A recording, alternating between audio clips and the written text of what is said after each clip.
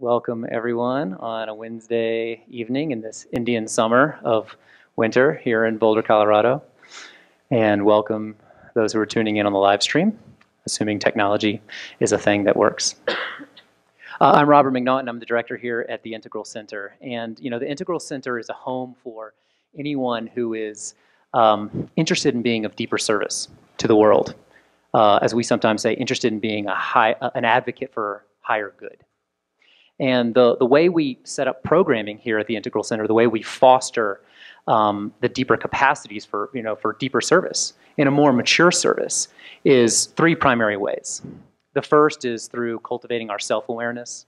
This is through contemplative practices like meditation and a number of other routes like that. The second way is through interpersonal development, relational practice of getting to know what it's like to be with others. And that's kind of also our signature practices here. If you've heard of our practice circling, that's kind of what puts us on the map in a way. And then the third way is more of a third-person practice of where we get to have a discussion about ideas, where we actually make concepts the object of our awareness. And this is really a necessary component to fostering our deeper capacities for service and fostering our integral consciousness. And that's how I talk about it. This is essential because it allows us to have a shared theoretical context for why we're doing all these practices. Why be of deeper service and how? And how does that show up?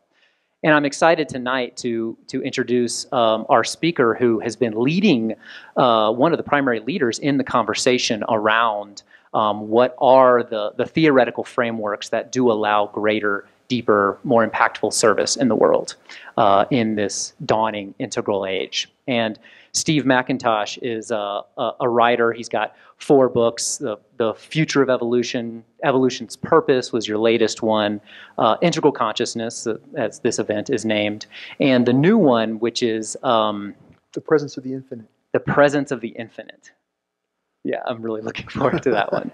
And so, but besides being a voracious writer and researcher, the impact that Steve has had on my life is that he's really willing to be active in the conversation. And what I mean by that is when we hang out, Steve, you're really well adept at saying, it's like, well, no, that's not actually how I see things. I can just kind of rant on. And it's very common in Boulder when having conversations you can just say anything and people will be like, oh, cool, man.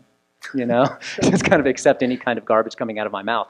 But having a relationship with someone like Steve who's actually willing to differentiate and say, it's like, actually, the research shows some different things here. And that really is useful for me because that actually helps me have greater discernment and in so many areas of my life.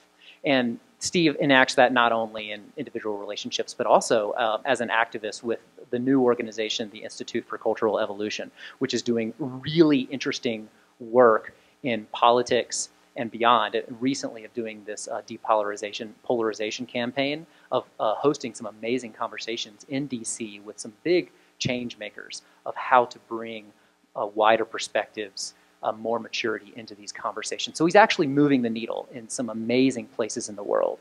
And he's one of our hometown heroes. He's right here in our backyard, so it perfectly makes sense that he come and share his current perspectives, current work, and really his overview with our Integral Center community. So you put your hands together. Welcome, Steve. Thanks, Robert. Thanks a lot. Well, good evening, everyone. Thanks a lot for coming out. It's a privilege to be with you and to talk to you about this subject that I've basically dedicated my life to. And this is really the first time that I've given an introduction or kind of a basic orientation to this perspective. And while I suspect that many of you have some familiarity with this integral perspective, I'll just assume that we're all basically new to it, because sharing it with other people is one of the ways you practice it. So kind of we're all practicing it by learning it and teaching it, again and again. This talk tonight is somewhat experimental because this integral perspective is kind of emerging into history at the moment, and it keeps unfolding new elements, new perspectives, new ways of appreciating what this integral consciousness is, continue to unfold. So the introduction to integral that I gave 5 years ago is obsolete, not only because we've learned a lot collectively, but I feel like I've developed in it myself through the work that I'm doing with this nonprofit organization that Robert mentioned, but primarily through writing and researching these books. The next book that's coming out in the fall from Quest Books, The Presence of the Infinite, it's about spiritual experience, and that's really where a lot of my juice is now, and we can talk about that. But the best part of this conversation, the best part of our time together, brief time together, is going to be our dialogue, our questions, discussion, objections, misunderstandings, clarifications. If I could get away with it, I just say, well, let's just open it up to questions right now. But I will give you some content before we do that. So I hope to speak for maybe 40 minutes, and then we'll have the rest of the time for a discussion, and that'll be the best part, like I said. So I'm hoping that everybody here came tonight with one or more questions in their mind, like what is integral, or what about this element of it, or this part kind of, I'm not sure about that, I'm suspicious of that. Whatever your question is, or questions that you came with, bring those to mind right now and hold them in your mind. And if I don't answer them when we move to the questions, please ask me. Even if you disagree or want to challenge me, that's great, because that helps us all learn and develop. So I'm hoping to learn from you all too. So what I'm going to cover in my little 40-minute talk here is, what do we mean by integral? Then the evolution of consciousness. Then the evolution of culture, evolution of history. Then a little bit about this integral worldview as a cultural structure. And then finally, kind of what it feels like to have integral consciousness. What are the, what are the sensations and the perspectives, and what are the sort of the personal experience that goes with making meaning from an integral perspective. And each one of those topics could be a whole night's talk unto itself. So I necessarily have to simplify, and I'm inevitably not going to be able to check all the boxes. This is not furniture for your mind. I'm trying to get to the core value of it as I understand it at the moment. So this is the integral center, and I think that we have a general idea of what integral is, but integral isn't a belief system. It's not a kind of an orthodox theology or specific philosophy that has only one interpretation. Indeed, my interpretation of it is somewhat unique. Some might even say idiosyncratic. But when we say integral, we're talking about a kind of a philosophical understanding of the world and of human history and of human consciousness that's been emerging really for the past 200 years. It begins this, the best way to sort of pin down the origins of it is as the sensitive thinkers for the last 200 years or more have been trying to kind of understand the implications of the staggering realization that the universe is in the process of becoming, right? That things are unfolding and that they're evolving. And what is the meaning of that? How do we relate to that as humans? Because that's, even though we all kind of take evolution for granted to a degree, this was a big discovery. It's probably science's greatest discovery, that the universe is evolving. And in the last couple of decades, scientists have uncovered a lot of amazing features of evolution that was unknown to Darwin and people even 50 years ago. But this quest for an understanding of evolution really begins before Darwin. It begins with the German idealist philosophers, the most famous of which is Hegel. Hegel saw the universe as this process of becoming, spirits unfolding in matter. And he was amazingly prescient about understanding evolution. To him, evolution was historical, social evolution. Right? It was only later that Darwin showed that there's not only is history evolving, but life is evolving. And so after Hegel, we have a line of philosophers. They're not all Hegelian philosophers. They're sort of coming from different angles, right? After the revelation of evolution, the next major thinker to really reconsider what the meaning of evolution is was Henri Bergson, the French philosopher.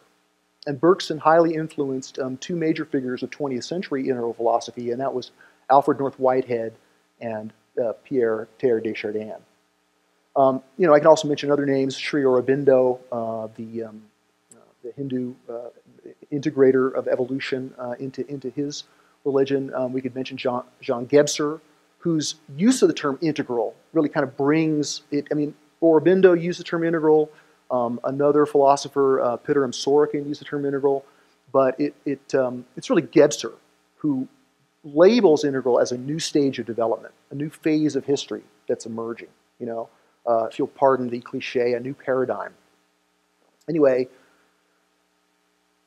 the figure who's most associated with integral philosophy now is Ken Wilber, and Ken Wilber is certainly has advanced this philosophy of evolution by integrating it, by going beyond Whitehead and Teilhard, integrating postmodern philosophy, system science, a lot of the systems of thought that only kind of came into being in the last several decades. And so I must acknowledge Wilbur's work and say that I'm indebted to him, but I'm not his follower. I'm not a Wilberian in my own philosophy, and although I identify as integral, I see things somewhat differently from Wilbur, and I've offered constructive critiques of him. So I'm not just here to popularize his work, nor do I agree with everything he says, but he's a major figure. I have great respect for him. Ken Wilber, good guy. Okay, so the term integral itself it has got problems because it's highly diluted, like anything. An alternative term is evolutionary. That's gained some traction, but that's also kind of been co-opted by the New Age to a degree, and that's evolutionarily appropriate. But the languaging for what we're trying to describe is starting to emerge now. So we don't want to get too hung up on phrases like integral or evolutionary or developmental. The way to boil this down, what this is really all about, is the evolution of consciousness. This is probably most people in this room take for granted that consciousness evolves, but in some ways this is even more amazing and underappreciated in our society. In some ways, the fact that consciousness evolves is a bigger revelation as the understanding of evolution itself. So what do I mean by consciousness? I mean, it's certainly easier to illustrate than define, but I would say our consciousness, human consciousness, is our sentient subjectivity, right? Our personal awareness, our feelings, our thoughts, our intentions, our memories, our sense of self, the subjective presence by which others know us. We could get into, there have been books written, many you could find at the CU library, trying to define consciousness or talking about the different kinds of consciousness. But for purposes of our discussion, just assume that consciousness is what you think it is. It's it's what's inside your head and your body. Now, what do I mean by evolution? Well, evolution is certainly more than the descent of species. Really, since the 1960s, science has been confirming more and more that the universe began 13.8 billion years ago with a white-hot flash. That's only 4 times older than the Earth itself. So the universe itself is pretty new. I mean, this isn't just an event that occurred in the universe, the Big Bang.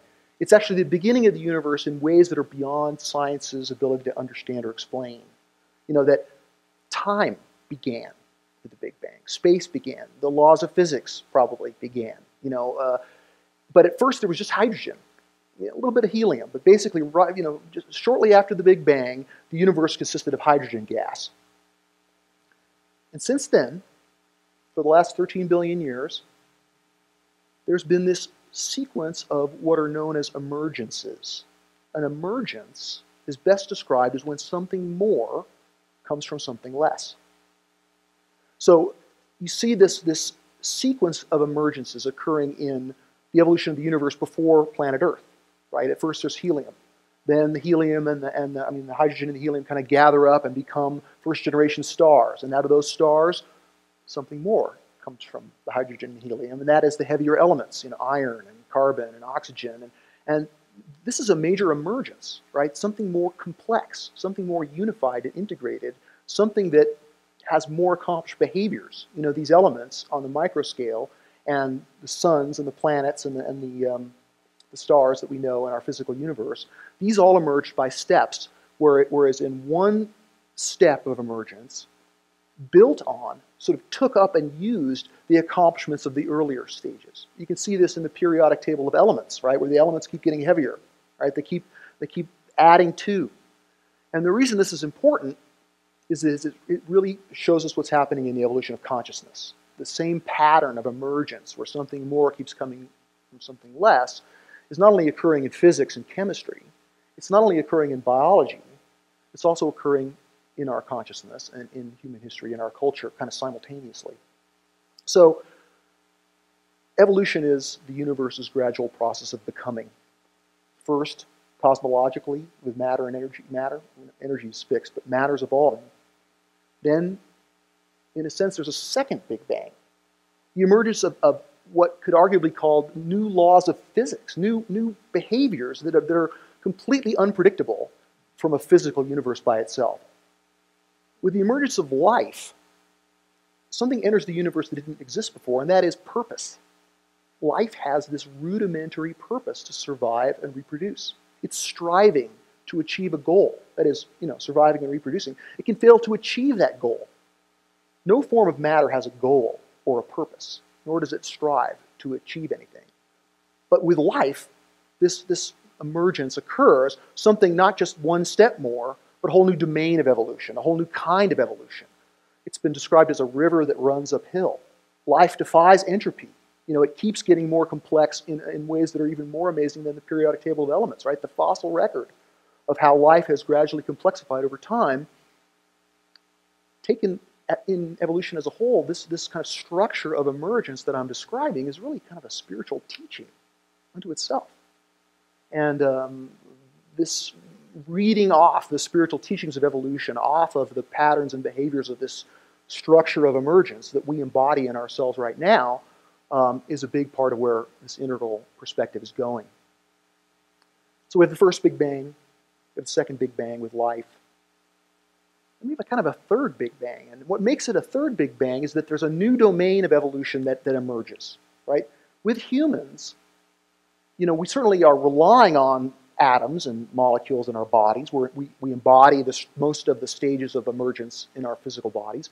We also embody in our mammalian bodies most of the accomplishments of life, right? The accomplishment of the vertebrate, the accomplishment of the neuron, right? The accomplishment of the neocortex. These are all stages of emergence which build on, take up, and use the stage that came before. And when humanity emerges, what allows us to, in a sense, include but transcend life itself is that we can evolve in ways that no other form of life can. Humans can evolve our consciousness, right? For an animal to evolve its consciousness, it basically has to evolve its biology. It has to make new brain structures. But humans have demonstrated the ability to evolve our consciousness in ways that don't depend on our biological evolution. Right? Like if I learn to play the violin, I'm going to wire up new parts of my brain. My brain's going to get stronger in important ways, and there's going to be physiological changes that are physical and measurable.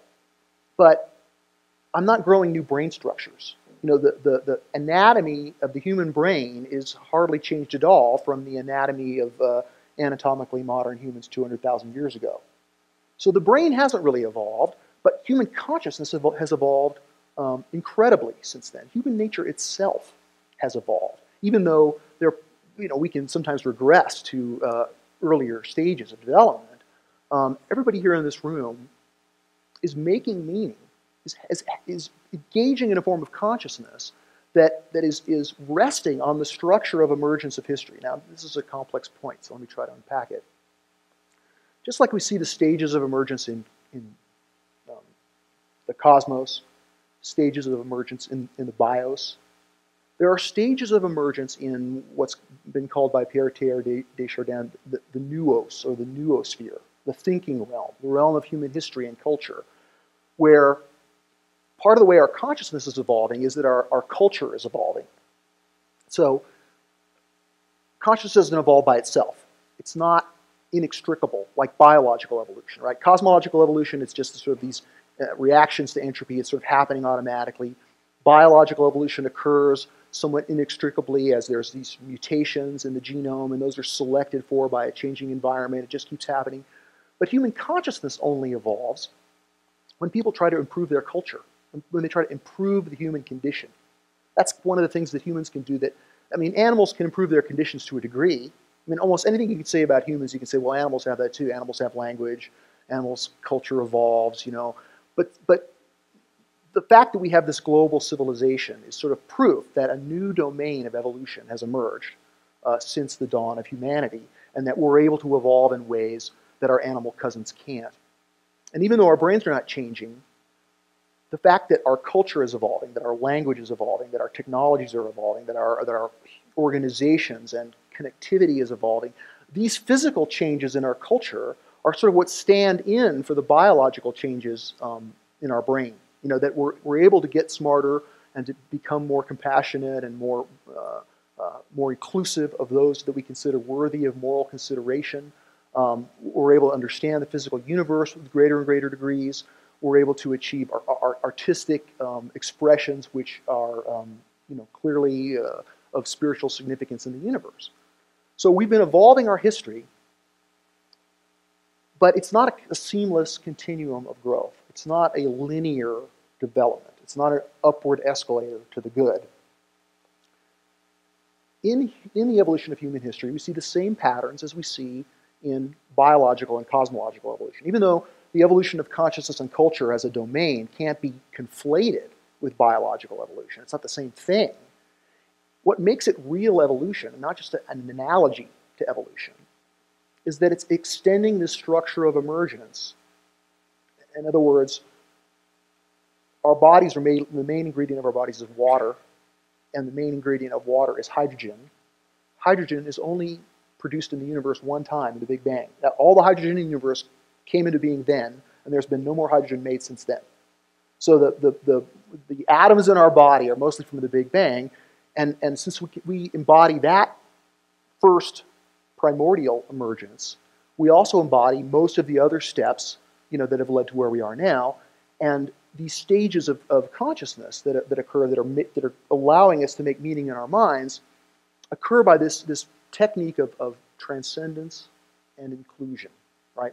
That is, when a new layer emerges, if it's healthy, if it's sustainable, it takes up and uses the accomplishments of the previous level, pulling them into its DNA, just like a cell. You know, the eukaryotes kind of transcend and include the prokaryotes. You know, it's this. Evolution builds on what came before, but keeps extending new realities, more value. You know, in other words, part of what makes it more and not just randomly different is that when a new layer of emergence occurs in the universe, that adds value to the universe. And when we're talking about the evolution of consciousness and culture, we're talking about the literal emergence of the beautiful, the true, and the good. You know, this is a way of talking about value that doesn't sound too, you know, too either traditional or too sort of vague and abstract. When I think of value, I think about, you know, what's moral, what's excellent, you know, what's really beautiful, what's delicate, subtle, you know, and exquisite. You know, I think about what's true as, not that there's sort of absolute truth, but truth's not totally relative either. Truth's just not, you know, whatever's true for you, although, you know, it has a subjective element and an objective element. When I talk about values, when I think about values, I think about the directions of evolution itself. You know, evolution is moving toward greater realizations of value, but it's not necessarily predetermined. What's more valuable is somewhat up to us. You know, we are agents of evolution. We're tasked with the job of deciding what's relatively more beautiful, true, and good by our own lights. And it's by pursuing the beautiful, the true, and the good that we evolve our consciousness and we evolve our culture. These things are tied together. So let me say a little bit more about cultural evolution.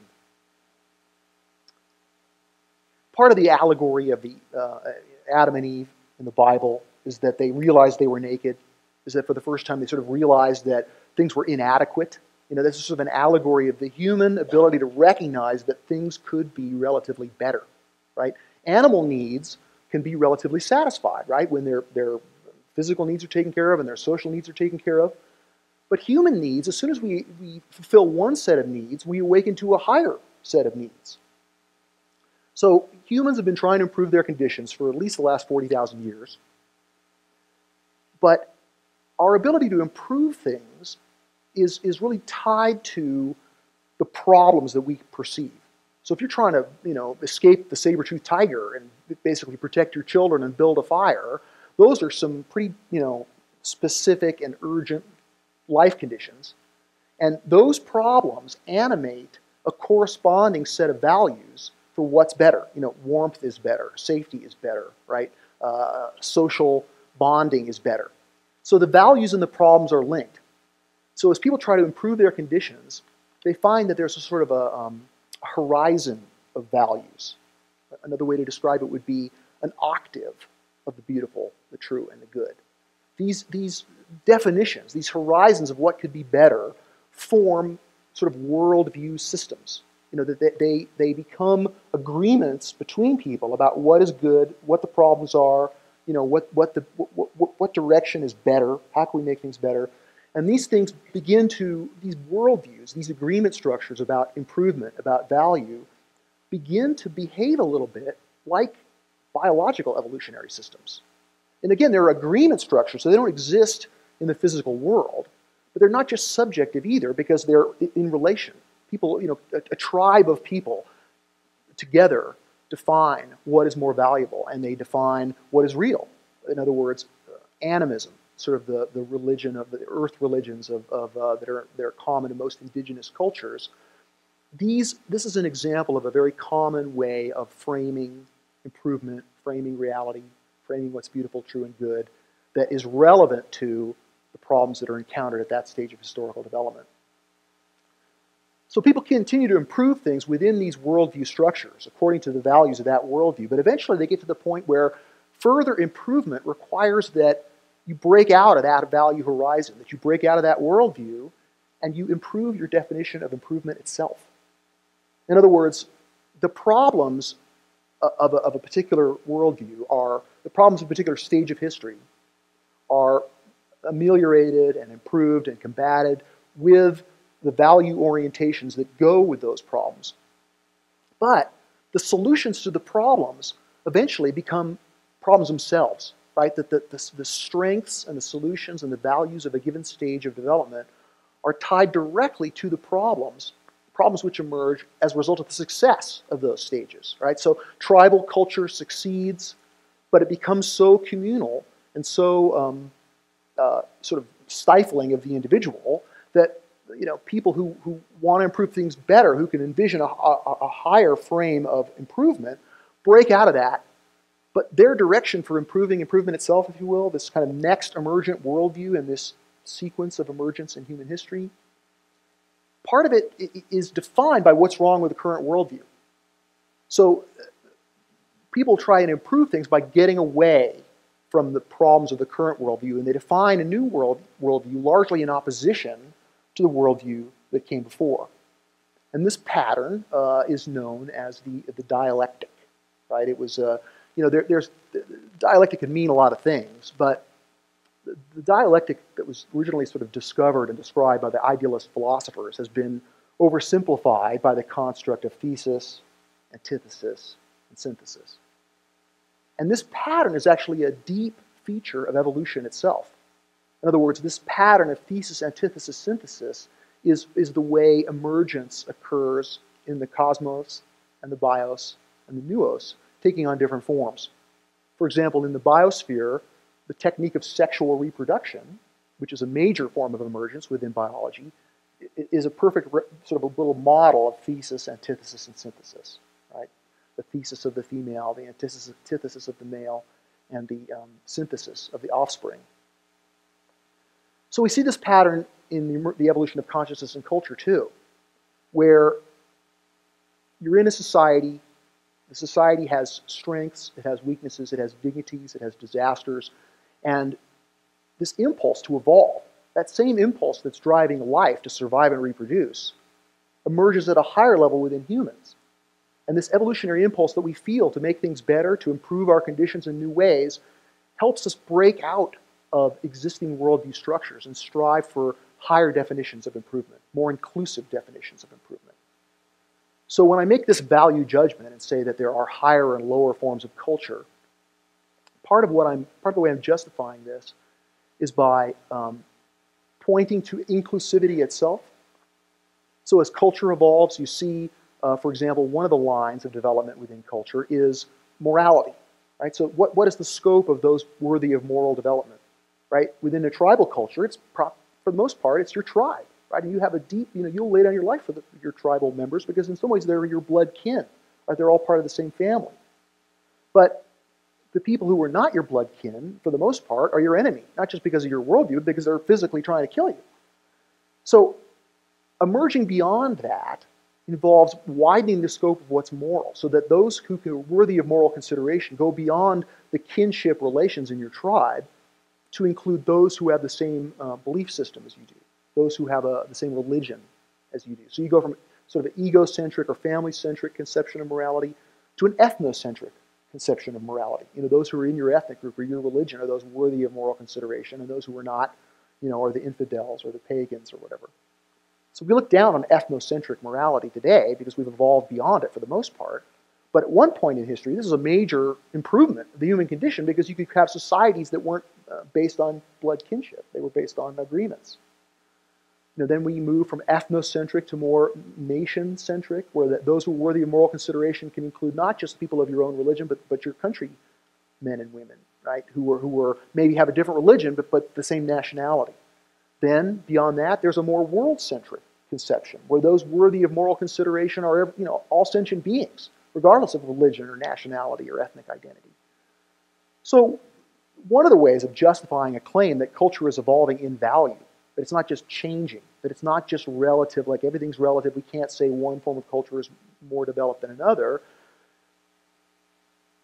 The integral perspective recognizes that in the early 20th century, when important voices like Margaret Mead rebelled against Victorian notions of cultural superiority and said that's ethnocentric itself. It's sort of a justification for colonialism.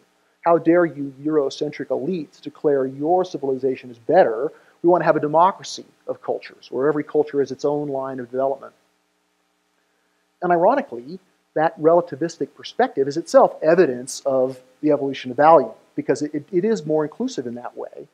But relativism is, while it's good for reaching back and including those who've been left behind and getting rid of hubris and oppression, it also can eliminate the ability to tell the difference between comparative excellence.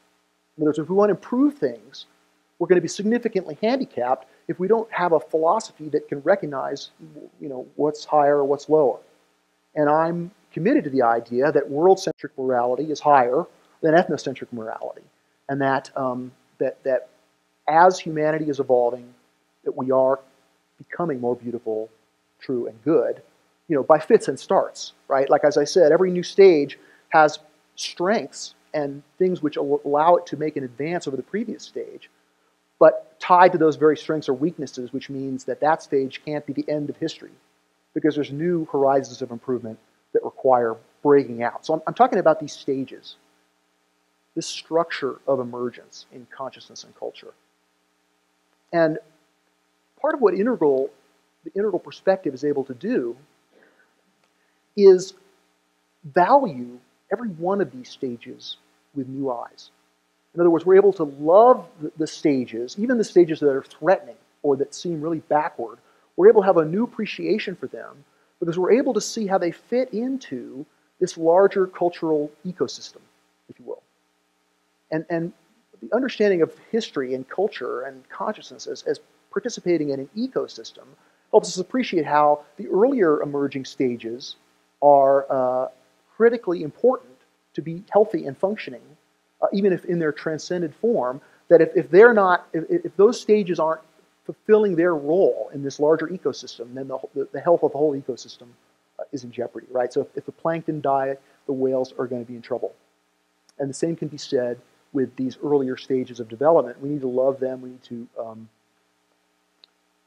appreciate them, nurture them, and see the beauty of them. And this isn't just, the tribal people who we all want to protect and love and romanticize. It also includes people who are traditionalists, people who are modernists. So in this integral understanding of this human history, this ecosystem, if you will, the two most obvious stages of human history that illustrate what I'm talking about are what's known in mainstream academia and the media. I mean, the larger society, without any understanding of this integral perspective, can appreciate that there's traditional worldviews and a modernist worldview. That modernity and pre-modernity are active in the world. That even though modernity, which sort of begins about 350 years ago, it emerges with the Enlightenment. It's this worldview that's about science and achievement and material gain. It's about it has both really healthy, beautiful values, and it has some values that we may kind of be embarrassed by or try to push off against. It's created a lot of really excellent improvement for people. It's lifted people out of poverty, but it's also created environmental degradation, threatens the entire planet like no other worldview has before. So modernism as a worldview is well identified by the mainstream society. There's a clear agreement that there's this thing called modernity, and it is a worldview and it has values. And although it's not a monolithic belief system, it's definitely a structure of culture. And it can be compared to the previous worldviews, which are I talk about traditionalism as being plural, because the worldview of traditionalism is defined by the world's great religions, right? Christianity, Islam, Buddhism, Hinduism. These are all traditional civilizations. They have beautiful religions, beautiful architecture. They've accomplished tremendous amounts as a culture. But most of the people who live in these pre-modern traditional societies are striving to achieve a modernist lifestyle. Now, some who've transcended modernism and kind of take it for granted or don't value it very much contend that the reason that people in China and Brazil and India are striving for this modernist lifestyle and this modernist culture is that they've been duped by consumerism, into thinking that this stuff's going to make them happy. But as soon as they, get these material possessions, they're going to be unhappy. And so, why should we put the world through all the degradation that goes with modernism when it's a kind of a false value system to begin with? But I still am not willing to be condescending for all these people in the developing world and say that they're wrong or they're mistaken or they're duped, that their striving for modernism is false consciousness. I think there are many beautiful things about modernism, not the least of which is being able to send your kids to a decent school, being able to have modern medicine, being able to have connectivity. There are a lot of people in the pre-modern world who are beginning to have these things. But without the values, without the liberal values of modernism that allow for freedom, right? Freedom of press, freedom of consciousness, freedom of economic activity. The problem that we're having with the Islamic world right now is that many in the Islamic world are very interested in the technological elements of modernism, for all kinds of reasons, but Islam and the liberal values of the West have not meshed yet. They're still in a kind of a conflicting situation, as is dramatically illustrated by the events, in Paris a couple weeks ago. And again, that's a whole discussion, a whole can of worms, right? So I don't want to open that up too soon, but I can say that we've got traditionalism and modernism, and these are just facts of history, facts of culture. But over the last several decades, there's been a new form of emergence that's occurred, and that is an emergence which transcends this modernist, globalizing rat race, that the world is engaged in at the moment. It transcends it in important ways. It transcends it by pushing off against it, by saying, we're sick of the values of status and material, right? We care more about the environment. We care more about quality of life. We care more about the equality of people. We care about the people who've been left behind or oppressed, or wronged by modernism. And so this is a very important emergence, that's occurred. It's still largely countercultural, probably about 20% of the U.S., maybe a larger percentage in Europe, and of course Canada and Australia and some other parts of the developed world where modernism is healthy, where modernism has achieved everything that it can achieve, that's where the youth of that country says, this is all there is? We're not satisfied. We want more. We're going to improve our definition of improvement itself. And part of the way we can see how we can improve things is by looking at what's wrong with modernism, right? The shortcomings, the pathologies of modernism point the way toward a better form of culture, a more inclusive, more moral, more beautiful, more true form of culture. And so this is a culture that I've identified with since the early 70s, since I was an adolescent. I've kind of had a countercultural identity. The defined term that's come into agreement within integral parlance is for this worldview that's emerged beyond modernism is postmodernism. That kind of says what it is. But it's also described as pluralistic progressivism. It's been described as the cultural creatives. Within integral jargon, the term green is used, meaning more than just people who are environmentalists. This sort of green consciousness or this green perspective is really the best of the culture of Boulder. I mean, perhaps the majority of people who live here make meaning according to this value set. And when I say make meaning, and when I talk about value sets, the reason these things are not just, your values as a single line, the reason that they determine the course of the evolution of human history is because that these worldviews provide identity. In other words, they provide a space for your consciousness to exist. What you value, in a sense, defines who you are. So these worldview structures that are structures of agreement, they're made out of agreements, just like cells make up our bodies. These worldview structures are made out of agreements. Like each word is an agreement itself. And so the language and the other kinds of agreements cohere as these systems. And they're systems like biological systems in that they have a metabolism. Right? The metabolism of a worldview, the metabolism of these historically significant structures of agreement is value itself. The beautiful, the true, and the good is what is being sort of the energy that's making these worldviews alive, which gives these worldviews their power to attract people to emerge into them. That when people are recruited to give up the rat race and to find themselves through a more holistic, more inclusive, more sensitive perspective, more feminine perspective, they're literally moving in their consciousness from one location to another. Of course, location is an analogy. I'm talking about a physical space. But these are cultural locations, and I think that the idea of talking about them in terms of locations in this larger structure of emergence is very useful for understanding what this is and what I'm talking about. So postmodernism, again, a defined term for this countercultural worldview, this identity that many of us have, is a completely wonderful thing. I mean, it's made the world better in all kinds of ways.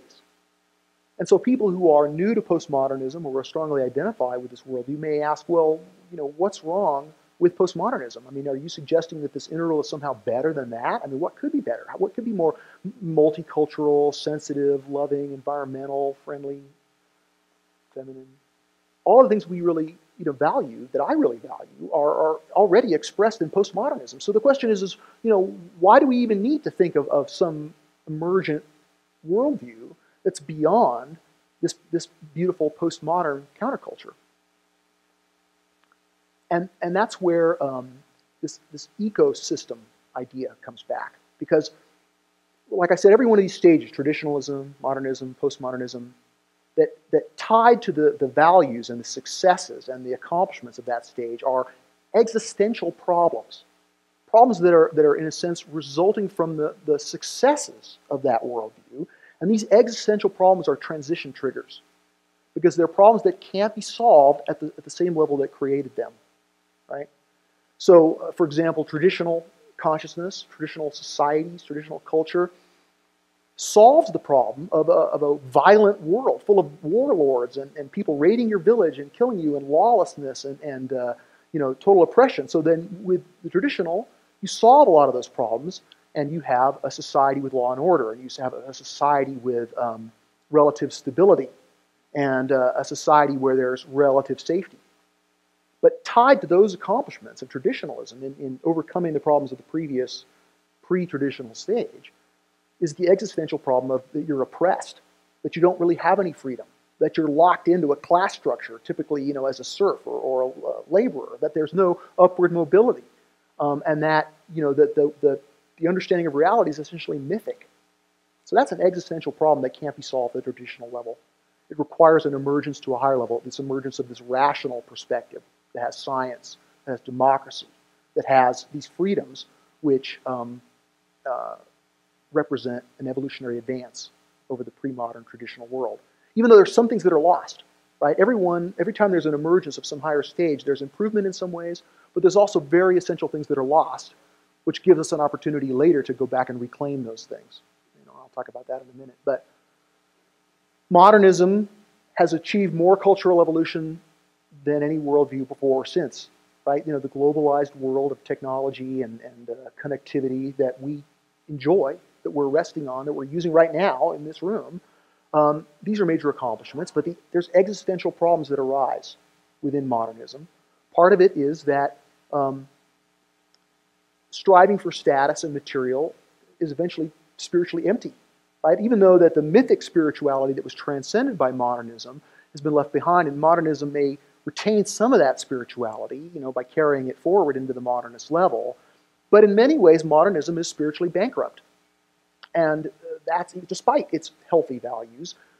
In order to go beyond modernism means reclaiming spirituality at a new level, a post-mythic level. And that's one of the major lures of this postmodern culture, is it has a progressive spirituality that's infused in it. Especially in America, the cultural creative worldview is very much about spiritual reality, even though it's highly pluralistic and very individualistic. So,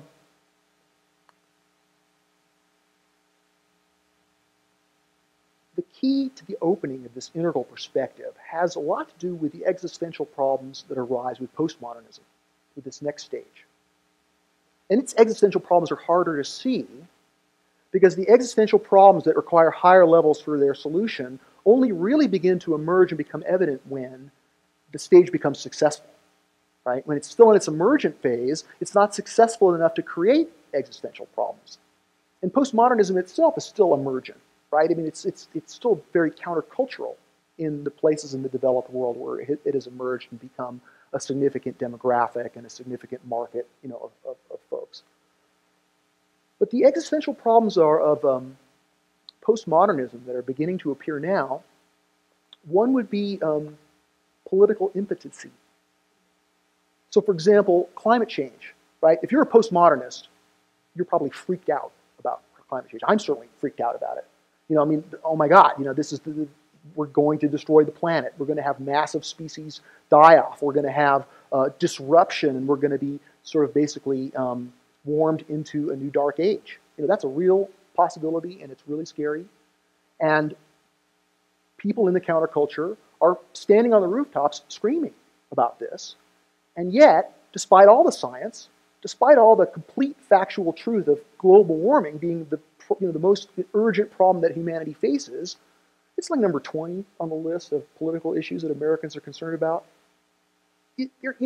Obama's doing his best to use his executive powers to try to combat it, but these efforts are basically not enough. In other words, we need to mobilize the world to deal with global warming, but postmodernism can't seem to get the job done, right? That's an existential political problem, and it's related to postmodernism's various successes, right? That's another whole topic. Another existential problem that's beginning to emerge that we can recognize as a transition trigger or an opening for a new definition of what improvement is or what values are is spiritual isolation. And what I mean by that is that we have the New Age spirituality. New Age is now a term of derision, but in the 90s when it was huge and growing like crazy, most of the people that I knew in Boulder, including myself, we all identified as New Agers, right? There was a New Age bookstore on every corner, it seemed, in America, and New Age titles were the publishing industry's biggest category by far. There was this huge fluorescence of what I now call progressive spirituality in the 90s. And that's continued. It's changed and emerged and evolved, but it's still a significant countercultural phenomenon. It's still a significant market. But for the most part, the rest of the society doesn't take it seriously. It doesn't appeal to them. You know, it's not recognized as being anything that's serious or authentic, for the most part, in the mainstream media, in academia, in public education. You know, although it trickles in, you know, you can see it here and there. Almost everything I'm saying, you can think of counterexamples, right? But I'm talking about these broad structures of history. And what I'm saying is that people like me, who've been identified as postmodernists for coming on, 40 years, are dissatisfied with the success of postmodernism at this point. You know, we'd like to see it have a bigger influence on the rest of the country. We'd like to see its in the rest of the world. We'd like to see its values become strong enough that it can attract the majority into its perspectives, right? I mean, it had a fluorescent, but it seems to have, its numbers have kind of leveled off. You know, demographically, it's not growing anywhere near, like it was growing in the 90s. And maybe all this is evolutionarily appropriate. You know, we can point to the fact that much of this momentum of the counterculture came out of the baby boom generation, and now, us boomers are getting kind of old. A lot of that energy is kind of trying to dissipate. But postmodern culture is not just a baby boom phenomenon. It's a historically significant worldview with its own set of values and its own important cultural achievements. That is a stage of history that in some ways the rest of the world will eventually pass through. As they evolve, if these postmodern values, including environmental sensitivity, that's probably the biggest accomplishment, is to recognize that the environment is fragile, that we need to care for it, and then we need to actually consume and live in ways that take the environment into account. That's an achievement of the counterculture. That's an achievement of this postmodern worldview that I'm talking about, and this is a value that the rest of the world, needs to embrace in a hurry.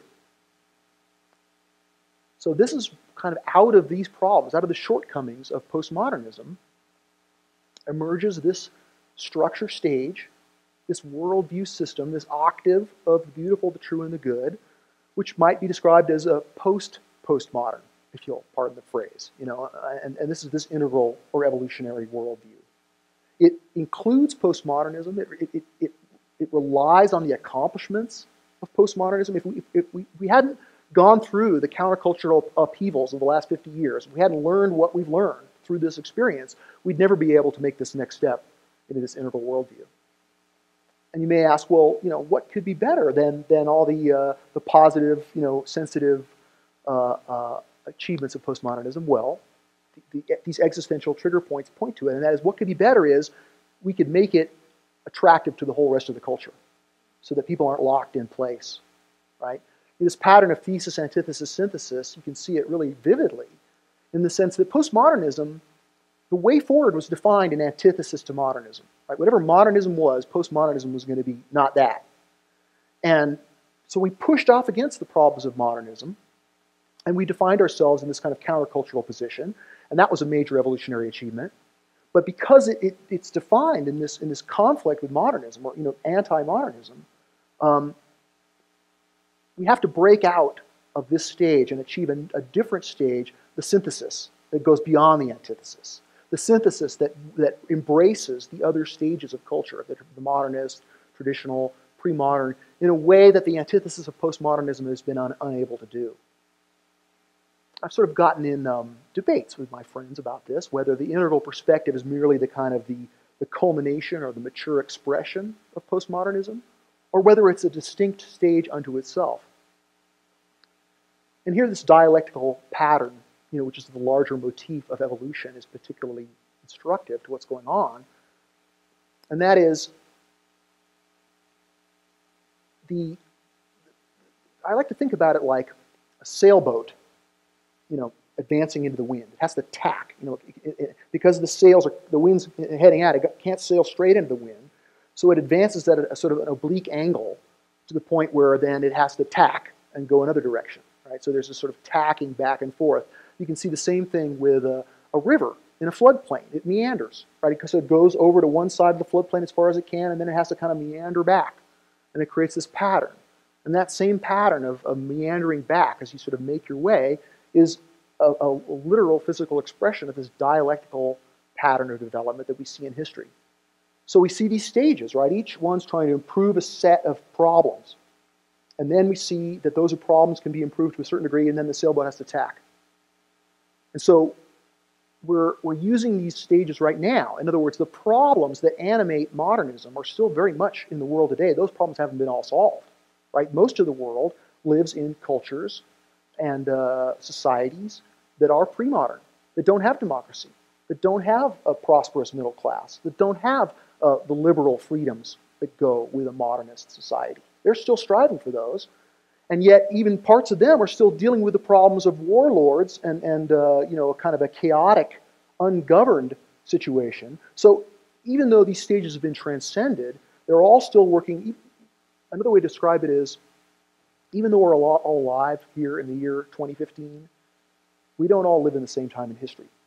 Right? People are living in different times in history all over the world today. Now, humanity's evolution is spread out over the last 10,000 years of history here in this present moment. So this integral perspective represents itself. It strives to be, the future. That is, people who have integral consciousness see themselves, with humility, with not a sense of elite superiority, but more a sense of duty to serve. They see themselves as sort of ambassadors from the future. Because we are living in a time in history which we know, not just because we're so satisfied with our worldview, but because we see that we know the world needs to become more modernist without the pathologies of modernism. We know the world needs to become more postmodern without the limitations and the countercultural part of it. And therefore, we also know that eventually, in history, there'll be a stage that goes beyond the postmodern that can integrate the traditional, the modern, the postmodern, in a way that the postmodern stage by itself can't. That's where we go. That's how we go beyond postmodernism, as we begin to reach back and reclaim the values of these other stages. You can begin this process in postmodernism, where within the counterculture, indigenous culture is valued anew, right? So, Burning Man is an example of a sort of celebration of tribal culture in a way. Now, we don't, have tribal culture in our midst, so we're not really threatened by tribal culture, and we can sort of romanticize it and look at the really good parts of it and see how much we've lost, see how much they knew that we've forgotten, that we want to go back and reclaim. We want to bring that culture into our culture. And that's why you see a lot of tribalistic forms of culture and art within postmodern culture, because they're beginning that process of reaching back. But the stages of traditional and the stages of modern, those are a little too close in history. Those are still threatening. Those are still what we're trying to push off against. So it's not quite as easy to reach in and love those stages like we love tribalism. But with integral, we can begin to do that in ways that can't be done from within a postmodern perspective.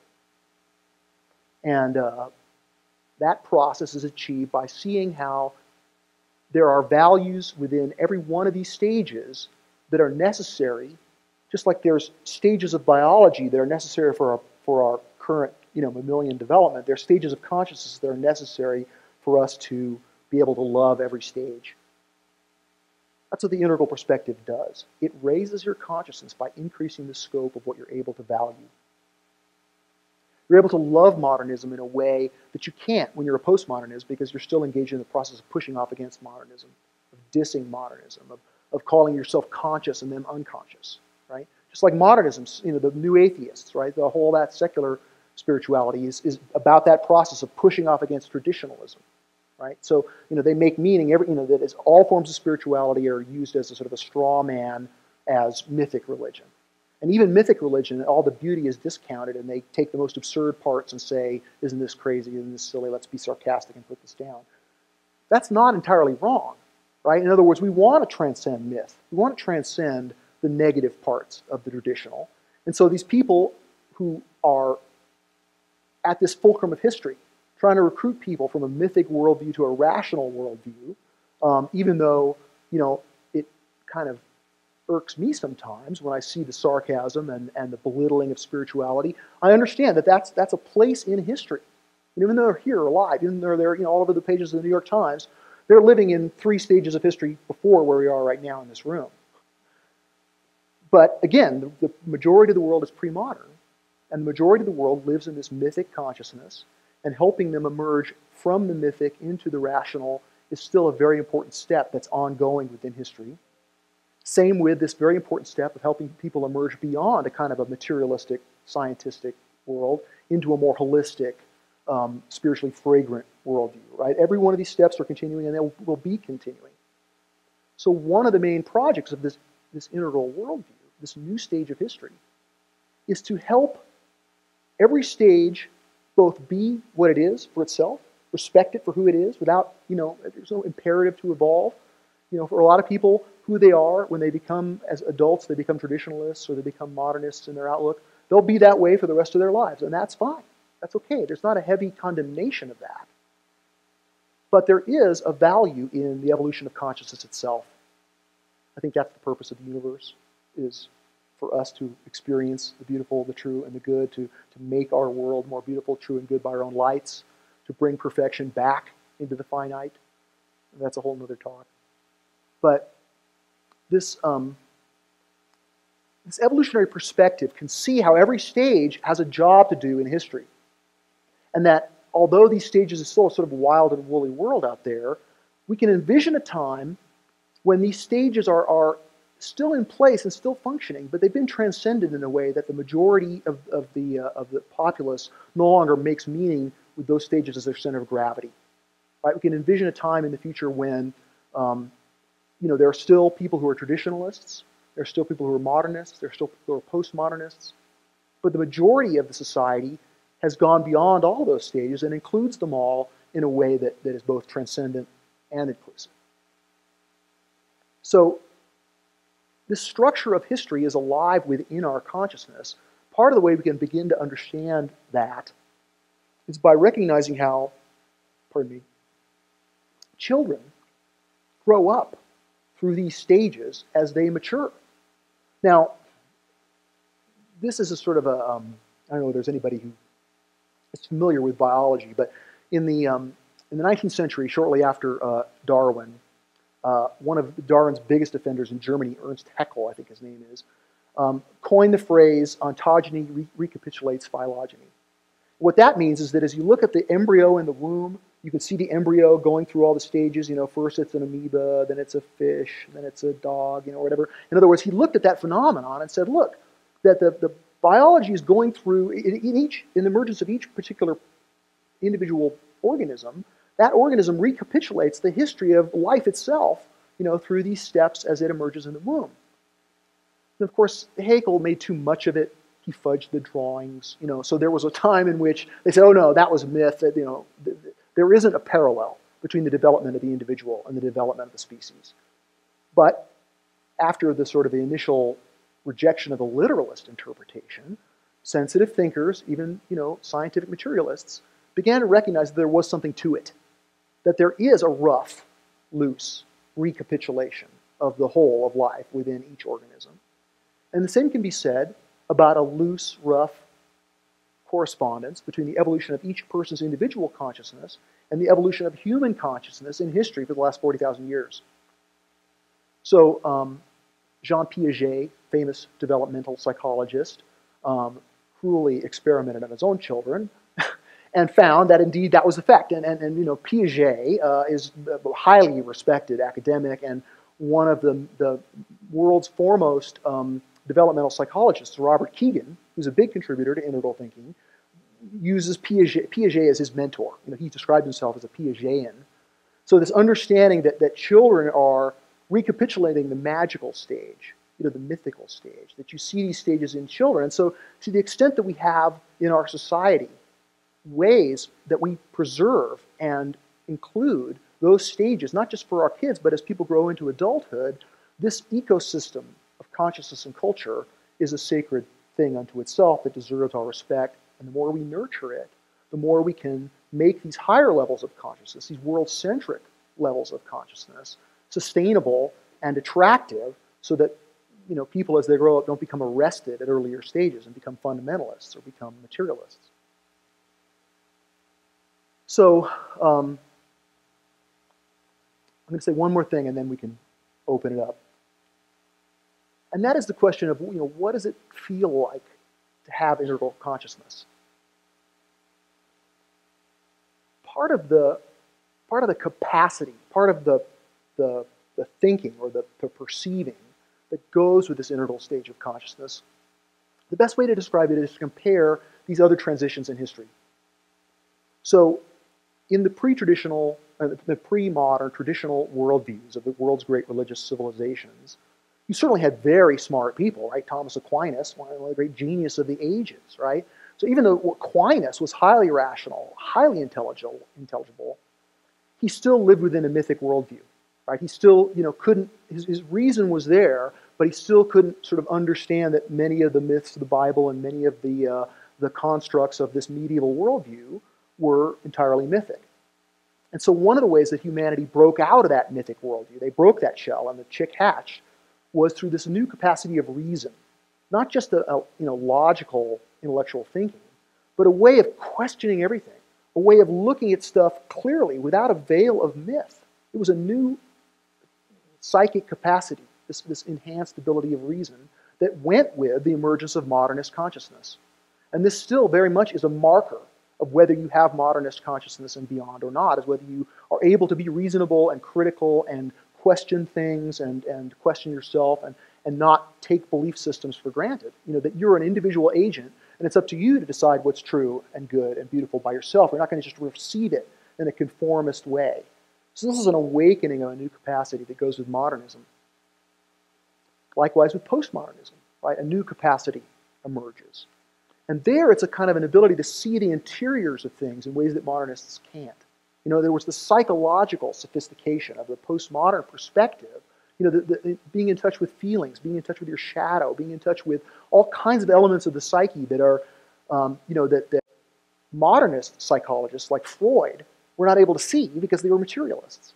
There's sort of a new capacity that emerges with this postmodern consciousness. But again, there's a price to be paid. Some of that reason goes by the wayside, right? So that people who are postmodern often don't question, right? They often take things that are exotic forms of pre-modern traditional thinking and exalt that as being, postmodern and transcendent modernism. This is what Wilbur calls the pre-trans fallacy, but that's another explanation. So with this integral perspective, likewise, a new capacity emerges.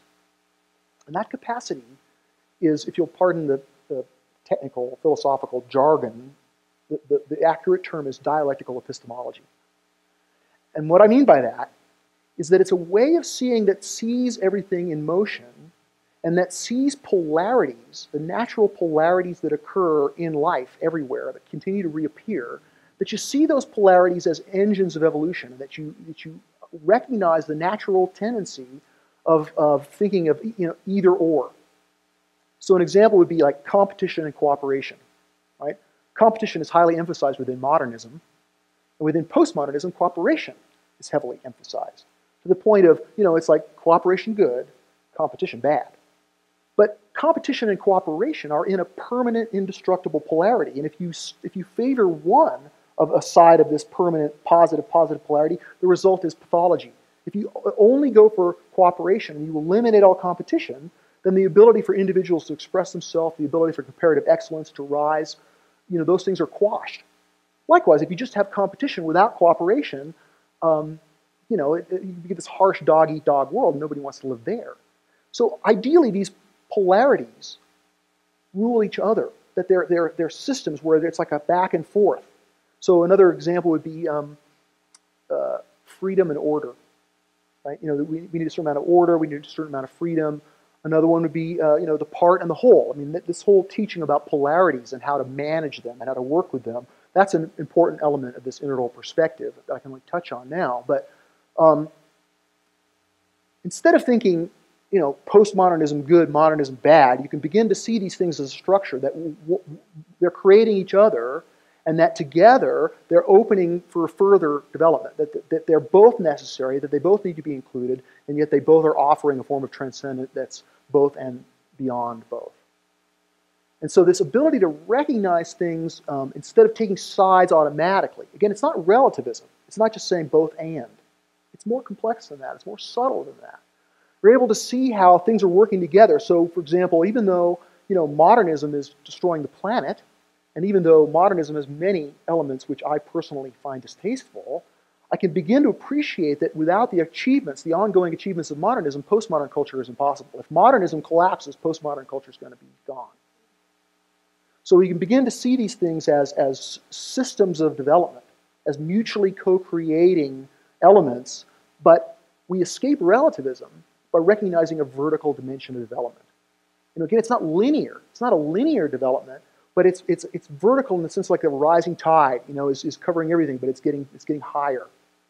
And things are becoming more valuable, even in this process by where we create more value, create new problems that require further evolution, new stages of awareness beyond that. And so luckily, things are on the move, consciousness is evolving, and a new stage of history is appearing in our time. We're just beginning to see it now, and it offers tremendous opportunities for self-actualization and concrete ways that we can make the world a better place and take personal responsibility for many of the problems that we face that seem intractable or unsolvable. That this integral perspective, does open up new avenues for activism, new avenues for self-actualization, new avenues for service that are unprecedented. I mean, it's like a second enlightenment. The emergence of a whole new stage of history that promises to improve the human condition, like never before. So that's probably a good place to stop, and say that there's, again, I'm just touching on the surface. I'm just flitting over this big, complex body of knowledge. And so I've necessarily had to simplify things, necessarily had to leave things out. But in June, we're going to be holding a training, like a 3 or 4 day event here at the Integral Center. I haven't told Robert yet, but we're working on it, and we hope to propose it to you soon. And the catchy phrase, we're calling it the Integral Escalator. And it's building, I'll be working with Jeff Salzman, building on the Integral Living Room and the Integral Incubator that he's done here. But we want to take it to, hopefully, another level. And so anybody who's interested in that can see me afterwards. But this is a taste of it, and let's unpack it further through your questions and discussion and objections and anything like that. Awesome. While you're thinking of questions, let's everybody just stand up for a second. We just did some serious cognitive push-ups, and so that should be respected. And just like feel your body for a minute and allow that our meaning-making systems to relax. And yeah, do that thing. Kind of look around, see the other people in the room, and open up your field a little bit. Great. And then go ahead and grab a seat. And certainly, if you need to go to the bathroom or anything like that, go ahead and do it. And I think I saw Lon. You had your hand up. I wanted to start out with kind of a clarifying question. Sure. So this next stage beyond postmodernism, is that what you're calling integral theory? Yes. Or is, oh, it is. Postmodern. Because I wasn't clear if it's just the awareness that there are these levels. Right. And that postmodernism is not the end of history. Yeah. But there's something that comes after, and that's what integral is. Calling emerging. integral awareness the label for this next emerging awareness. Integral is the leading label for it, but evolutionary is also used, developmental is also used, and postmodern, even though that's very inelegant, is also used to describe it because it sort of says what it's not. It says, look, just like postmodernism defines itself by not being modernism, integralism defines itself as not being postmodernism, right? But it doesn't just reject it. Again, it uses it, includes it, but also transcends it. Being able to tell the difference between postmodern culture and consciousness and discourse and a postmodern one, that's a very important exercise that goes with having integral consciousness. If you can't feel somewhat embarrassed by postmodernism, if there's not something about it that kind of irks you a little bit, even though you're sympathetic to it, even though you're coming out of it, even though most of your friends are postmodern, if there's not something about it that kind of doesn't feel right, then you're not making meaning at the integral level. Because, there's, again, this process of thesis, antithesis, synthesis. Integral is both the antithesis of postmodernism, but it's also a synthesis. That we're tasked with having to do both, to transcend and include. Right? But pushing off against the postmodern culture in a way that also is sympathetic and that includes it and recognizes it as our mother in a way is part of the process.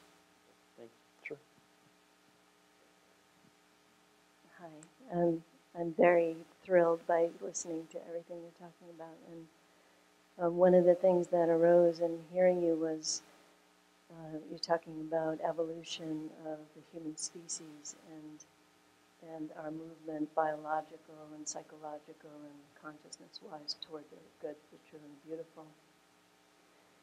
And it made me think of corporations and how they have the same rights as human beings, but they don't have that innate biological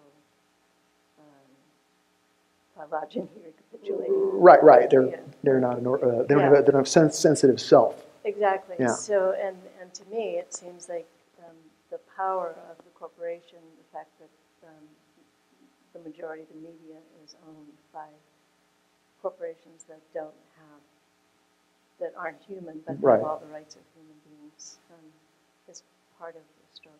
So I wondered if you could. Sure, I can comment on that. One of the things that allows modernism to lift people out of the mythic worldview, to lift people beyond this ethnocentric morality, is that it's able to generate this incredible material culture that is superior, in both negative ways and positive ways. It's superior in terms of scientific medicine, right? Like Chinese medicine, traditional Chinese medicine may be important. There may be very important elements of that we want to carry forward. But if you have a burst appendix, you're not going to go to an acupuncturist. You're going to go to the hospital, because Western medicine is extremely important advance, right, over pre-modern medicine. This is one of the ways that modernism achieves a material success that's undeniable for the rest of the world. Another way is that it lifts people out of poverty. Most people living in the pre-modern world live in various degrees of poverty. And the only thing that's been shown to help people evolve out of that poverty is the worldview of modernism, and what goes with that is economic freedom, right? In other words, you don't really have, they would argue, there's no real freedom unless there's economic freedom. So this economic freedom, this, if you'll pardon the term free market, is a tremendous generator of wealth. It's like the golden goose. But it also is highly polarizing. The rich get richer and the poor get poorer. There's all kinds of externalities and bad stuff that occurs when you have the growth and prosperity that comes from a free market. And so it used to be, at least in the 20th century, at the beginning of the 20th century, the disruption and the harshness that was created by all the wealth that was created from the free market in the 19th century gave rise to anarchism and communism as a way of sort of combating the free market problems. But the United States was able to sort of take some of the wind out of communism and anarchism and not be taken over by those ideologies. Partially because within the United States, within the national boundary of the United States, that democracy was able to kind of restrain the free market. In other words, we had a progressive income tax, we had Social Security, we created a safety net. And we also created laws so that there was a middle class and everybody was sharing, at least for a portion of the time during the 20th century, especially after World War II. The middle class was really vibrant, and this sort of capitalist system was working fairly well, right? Even though we want something better than that. However, since the fall of the Soviet Union and the bipolar world has now become more monopolar, we've had unabated globalization. And because there's this free market system has, in a sense, jumped the boundaries of nationalism, there's no democratic control over it anymore. So the natural tendencies to sort of restrain the negative forces that come from free markets, democracy can no longer do that because we don't have global law. Right? So we have global capital and global corporations, but no global democracy. And that's a real existential problem that modernism by itself can't solve. So eventually we'll need to evolve systems of democracy that can contain these global economic engines. And we're still a long way from being able to do that. But the natural answer that many postmodernists seem to have is just to sort of to condemn capitalism. Right? Naomi Klein is a sort of poster girl for this, right? She's a Marxist, and she sort of sees capitalism as inherently a negative thing. And so her latest book, she's arguing that because of global warming, environmentalists ought to be honest, and that their real goal is not to save the environment. Their real goal is to bring down global capitalism. And of course, the people who are still striving to get the benefits of modernist lifestyle and economy, this is sort of pulling the rug out from under them. So do global corporations need democratic oversight? Absolutely. Do we want to let them run amok? No. But do we want to condemn the entire, modernist system because we need it and the rest of the world still needs it? Being able to tease apart the parts of modernism that we want, that we need, and that are good, from the disasters of modernism and the oppression of modernism, that's part of this dialectical epistemology that I talked about. The ability to tease apart the dignities from the disasters. So, United Airlines, a global corporation, a faceless profit-making machine with the rights of an individual according to, Citizens United and Supreme Court, etc. Is it a global monster that needs to be crushed? No. Does it need democratic oversight? Will it run amok if we let it? Yes. So I think part of the way we can begin to evolve in ways that can respond to this lawless, globalizing modernist economy is to develop structures of consciousness and culture that can contain it and that can form agreements that are likewise global. We need an ability to create greater global agreements and eventually some kind of global law. And in order to do that, we need to be able to work with traditionalism, modernism, and postmodernism in a way that can harmonize and recognize that everyone is part of it. So this is kind of a long-winded answer to your straightforward question, but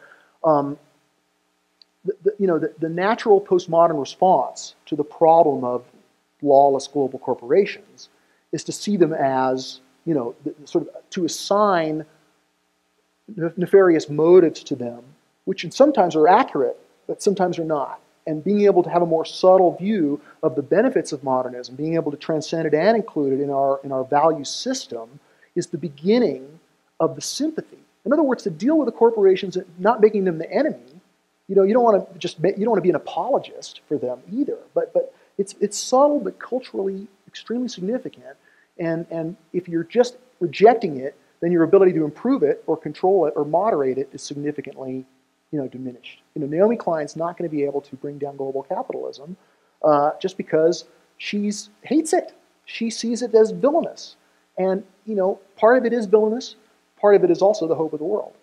So, teasing apart those things is part of what interval thinking has to do. Not to take up too much more time, but I think what's most salient for me is the fact that these corporations own much of the media. So we have the internet, but much of the machine, right. the machine is owned by these corporations who... Just when they were about to consolidate it, just when Murdoch was able to control your mind, right, we have the internet where we can have all, I create media, little me with no money, right? It's just that's overcome by the freedom, that freedom of media that allow, even as the corporate, gains control of the media breaks out of corporate control. That's beautiful. Thank you.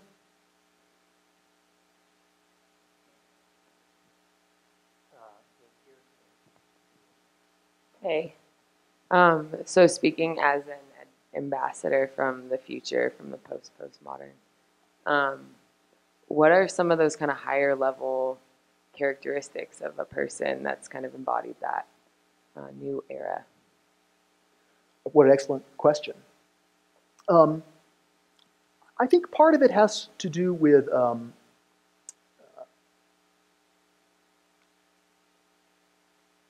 this focus on self-actualization. In other words, this idea that we want to give our gift, like everybody, it's a cliche to talk about giving your gift, right? And everybody wants to everyone wants to fulfill their purpose in life. But when you have a broader culture that you can work with, when you're not repulsed by modernism or embarrassed by modernism, and you can embrace, the business world with a little bit more ownership of it instead of being embarrassed by it, it gives you new powers to work within modernism. If you're a postmodernist and you move into integral, it makes you, in some ways, a more powerful person in the economy. It can also help you discern what's spiritually true in ways that are hard to do from a postmodern level. These are abstract benefits, but it's the most sort of accurate description I can give. So, being able to see, for example, within progressive spirituality, the difference between a belief system, which you may hold and use, and where that belief system fits into the larger structure of history is a very important skill that many people in the postmodern world don't have. That is, they find a path, a spiritual path that is theirs, that they resonate with, and they identify with it, and they practice it, and that's a beautiful thing. But the belief system of that path becomes sort of the truth that they have to kind of construct the rest of the reality to fit into that belief system. Because the belief system has them instead of their ability to have it. You can still, when you're an integralist, you still have beliefs, you still have a spiritual path that you're probably on, but you can step outside of it and see it objectively in a way that doesn't make you have to fit everything to be consistent with it. You can allow for inconsistencies, and you can appreciate people in ways that you couldn't before. So, for example, your grandparents, right? They may be pre-modern, right? I don't know. Your grandparents are probably post-postmodern, but these older generations who may be homophobic or sexist, right? Or these things which we condemn and have grown out of and are indeed truly repugnant. But these people still construct their identity using those worn-out ways of thinking. So that doesn't mean you're going to forgive it or not recognize that it's hard. But at the same time, you're going to appreciate that they're living in this other time in history, and that for them, these horrific things that we condemn are intricately connected to really positive things that we need. Right? So within this traditional homophobic, sexist, ethnocentric worldview that we are horrified by, are very important values like honesty, decency, respect for rightful authority, fair play. These are all achievements of the traditional level. And if you pour acid on it, if you make it invalid, you lose that stuff. Right? Without a sense of fair play, modernism devolves into criminal, corrupt activity. And even though many modernists are opportunistic, most of them are law-abiding. Right? If they're not, they don't last long, at least most. So that sense of, okay, I got to be legal, that's a very important foundational achievement that's occurring at the traditional level. So loving your grandparents more authentically and not be horrified by their backwardness, loving your parents who may be modernists, right? They may be in the rat race, and you think, geez, you're just striving for status and material, it's all meaningless. But you can begin to appreciate that they're not all wrong. But they're living in a time in history where that was the leading edge of how the human condition was being improved. And that really did bring value into the universe, even though the value that it brought is something that we take for granted and we're standing on the shoulders of that. So there's probably a much better answer to your question, but it's not kind of coming to mind right now. And, we could kind of explore that further, but hopefully that'll suffice. That was great. Okay. Fine. Just come around the Integral Center more and you'll see it all throughout here. Lori, and then. So I was just curious, the Hegelian structure, thesis, antithesis, synthesis, it sounds though like the stages are all the antithesis of each prior stage, and that integral is the synthesis. What an excellent question. Thank you so much for asking me that. This process of evolutionary emergence occurs within each stage. You see all three. So the process begins. Emergence begins as the antithesis. You're pushing away from what's wrong, right? So there's a sort of that is at the beginning. It's about the new, and the new is coming into being through the antithesis. But then, as the antithesis comes into its own, and it sort of starts to achieve the things that it broke out of the previous level to do, it becomes a synthesis. There's a season of synthesis where it's getting things done, where it's coming into its own and achieving what it arrived on the scene to achieve. Once most of those achievements have been accomplished, it then becomes that synthesis matures into a more static thesis, which calls for a new antithesis, right? So you see it in modernism, right? Modernism emerges as an antithesis. So, we have to push off against the church, and we have to, behead the king, and we have to get rid of all that feudalism. And then modernism comes into its own, and it's there's an industrial revolution, and there's scientific medicine, and there's world connectivity, and there's all these achievements, and the middle class emerges in developed countries, and there's this season of synthesis where modernism is making the world better in all kinds of really powerful ways. But then, as like in the 60s, when the middle class youth of America, when they were grown up, they grew up with all the material possessions they could possibly want. They recognized that modernism had become a stale thesis. That the synthesis was achieved, and that a new, we have to break out of modernism and we're going to redefine what it means to improve things with this new worldview, right? So you can see this process where, Hegel never use the terms, or maybe once used the term thesis, antithesis, synthesis. He described it more of a paring away. His construct was affirmation, negation, and then negation of the negation. That's how he defined it. So the idea is that there's something, there's a worldview, there's a culture, there's a society, and it's a thing that's the restless energy, the evolutionary impulse, the discontent with current circumstances, eventually draws us into this higher stage, and that emerges as a pushing off against. So at the integral stage, we're still at this beginning step of emerging beyond postmodernism. We're saying postmodernism is not good enough. It's not potent enough. It's not attractive enough for the rest of society. It's sort of stuck in this countercultural niche, very important niche, but still not one that's has the gravity that we need to evolve the consciousness of the rest of the world. So we're saying, we're not postmodern anymore. We're not going to just accept that anymore. We're going to be more conscious of the limitations of the Occupy Wall Street movement, or New Age spirituality, or many of the other, good things, important things that are part of postmodernism, but are not getting the job done in terms of being fragrant for the rest of the society. So that's an antithesis, but unlike, these earlier stages have the luxury of just being straight antithesis, straight reject it, straight push off against it, destroy it. We now know better. We know we can't destroy the earlier stage. We don't have that luxury. So we have to flip back and forth. Antithesis, synthesis, antithesis, synthesis. We're sort of trying to juggle. And again, that's another demonstration of this dialectical epistemology, that we have to be in relation to these earlier stages in ways that includes them, even as the same time that we're transcending them. You can't do it in one motion. It's back and forth. Just like, a snapshot can't capture the truth of a moving thing. Evolution's a moving thing, and one perspective by itself can't do it, so you've got to take a developmental perspective that includes more than one thing. Is that helpful? Yeah, as you were talking, what came to mind was the growth of the individual, like an adolescent pushing off. Against the parents. Yeah, and then coming into his or her own in adulthood. And then you reach midlife crisis. And as you age, there's much more of the synthesis of seeing more and accepting more. Absolutely. Yeah. I mean, these aren't laws of physics. I mean, they're currents in history. They're currents in evolution. So sometimes we can see the pattern succinctly. Thesis, antithesis, synthesis is evident completely.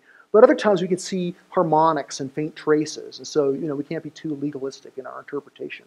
But the pattern's there and you can see it. And indeed, it's a practice to work with it. So this is an aspect of humanity reaching adulthood. Or more maturity. More maturity. Yeah, I hate to say that integral is the end of history. I mean, we're going to create existential problems that we're going to need another level to solve. But we've got to be successful in order to create those. But it's just emerging now. Becoming more mature in the way that we deal with it. Yeah, we're growing toward the beautiful, the true, and the good. Yeah, thank you. By stages. What can we do every day to enact this worldview? Because Kierkegaard critiqued Hegel for being too systematic as a way of life, and yeah, that's a great question. Thank you. Again, I'm not. Even though I was oversimplifying in my overview, and I mentioned Hegel, and I said that this integral philosophy is not simply Hegelian philosophy, but many of the excellent critiques, especially Kierkegaard's critique, but also Heidegger's critique, all of these major thinkers are responding to Hegel. Communism, fascism, these are sort of responses to Hegel. I mean, Hegel is this giant figure in history that has colored the rest of human development, since his time in many ways, many important ways that are invisible to us now. And his systematizing was immature. It was too rigid. And so there was an opportunity to improve it through the critiques that we saw from some of these other major philosophers. But the question of how do you enact it, how do you practice integral consciousness, right? I like to frame this in terms of the idea of value metabolism, right? What I mean by that is that the beautiful, the true, and the good aren't just static things that you envision. They're actually directions of evolution that you pursue. So the practice of truth is learning and teaching. It's a circuit. You never really learn something until you've demonstrated it or taught it, and so you're sort of metabolizing it in a way. Likewise, beauty, it's appreciating but also creating. When you create beauty, it opens the aperture of your experience for more beauty. Goodness is likewise, service, but also, being served, giving and taking. So whenever one of these worldviews emerges, these new worldviews, it's typically led by either beauty or truth. And there's always a combination, right? But the Enlightenment was about new truth. What triggered the Enlightenment was new philosophy and new science, right? And that eventually led to democracy and the Industrial Revolution, but it started with truth. Postmodernism kind of led with beauty. It was more the music of the 60s and the holistic lifestyle and the community, the tribal, sense of belonging. It was very much on the more aesthetic side of things. But then there's lots of new truth too. Following this dialectical pattern, the emergence of this postmodern stage is leading with truth. What's emerging now, the most powerful juice in this integral perspective, is this new truth of the evolution of consciousness and culture. This new understanding that the structure of emergence itself is a spiritual teaching, that's deeply profound, and that can literally raise us to higher locations where the perspective isn't just, with this higher perspective comes new power. Just like if you climb higher up on the mountain, you can see more, and that allows you to navigate better and plan better and just understand things more. Same thing can be said with this higher perspective of the postmodern consciousness. So the way for people who are new to it to really get into it and to go beyond a sort of cognitive understanding. Like there's a lot of people, indeed most people who identify with integral don't really have it as their center of gravity. Again, that's forgivable, it's evolutionarily appropriate, this is a new thing, but a lot of people learn it cognitively and then they kind of identify with it without appreciating that they're not it, that it takes practice to develop into it. And the practice of the truth of integral involves, again, this practice of learning and teaching. So there's a lot to learn. You got to read the books. You can't just read a blog or come to a 45-minute talk and get it. It's the kind of thing that you have to start giving it, and you have to be in the culture of other integralists. It could be a virtual culture, but we true each other up by showing each other where we are less than integral in our development, right? And again, less than integral isn't bad, right? It's okay. People have a right to be who they are, and postmodern culture is the most evolved form of culture that's yet to appear, right? There's an integral that doesn't exist as a culture yet. It's just emerging at the tip. So how you can practice it is you can read the books, right? And so there's probably 10 essential books you ought to read. But don't just read the books. Write a blog about the books as you're reading them, or teach your parents or your children, or in other words, you've got to do the teaching or the learning doesn't occur because you're doing value metabolism. And so recognizing value as forms of spiritual energy. In other words, so much of what I've said tonight is cognitive, right? It's intellectual. It's about thinking, and for evolutionarily appropriate reasons, postmodernism disvalues thinking. Thinking is for modernists. That's overstating it, but it's more about feeling. It's about being embodied, right? These are all very important ways of going beyond modernism, is to break out of that hyper-rational straitjacket that modernists are trapped in. But now we've removed ourselves from that. Now that we're no longer bound by modernism's materialistic constraints, now that we've enjoyed all the progress that's come from being embodied, being sensitive, being emotional, reclaiming the feminine in many important ways. And I don't want to characterize this as simply masculine and feminine, but I think most people would agree that there's a reawakening of the feminine spirit within the postmodern worldview.